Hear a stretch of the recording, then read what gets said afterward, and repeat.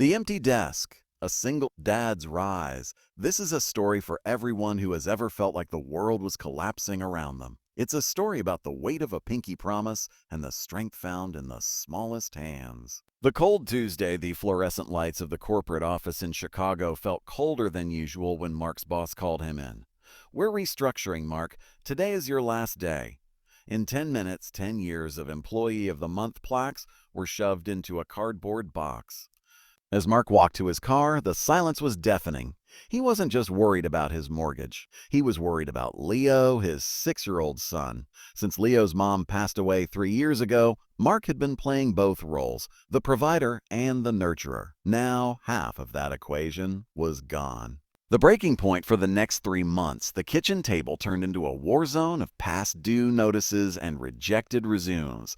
Mark skipped dinners, telling Leo he'd already eaten at the office, while secretly surviving on coffee and the leftover crusts of Leo's sandwiches. The breaking point came on a rainy Thursday in London, Ontario, where they had moved to be closer to family. Leo's school shoes had a hole in the sole, and Mark realized he didn't have the $40 to replace them. He sat on the kitchen floor and wept. "Daddy, why are you leaking? Why are you leaking?" Leo's small voice echoed in the kitchen. Mark wiped his eyes, trying to smile. "Just tired, buddy." Leo handed him a crumpled $5 bill from his piggy bank. "For the shoes, Daddy. We're a team, right?" The pivot that night, Mark stopped looking for a job and started looking for a mission. And he realized that while he had lost his desk, he hadn't lost his skills.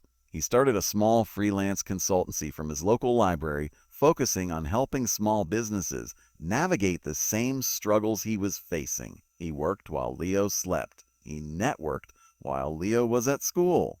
He traded his pride for persistence. The reward, fast forward 1 year. Mark isn't back in a cold corporate office. He's the founder of a thriving remote agency. But the real win isn't the bank balance. It's the fact that he hasn't missed a single soccer game or bedtime story in 12 months. Last week, Mark bought Leo those new shoes. As they walked out of the store, Leo looked up and said, "I knew we were a good team."